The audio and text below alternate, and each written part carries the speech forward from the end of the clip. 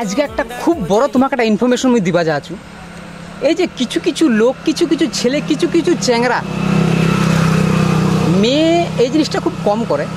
তো আমি ইসমা করে এটা কথা কব যে তোরা তো হোয়াটসঅ্যাপে স্ট্যাটাস দেন ঠিকছে, আমরা দেখি পালাস যদি লাভ রিয়াক্ট নি দিই তো তোরা কছেন হ্যাঁ স্ট্যাটাসটা দেখাতে দিয়ে লাভ রিয়াক্ট দিস কে চল ঠিকছে লাভ রিয়াক্ট দু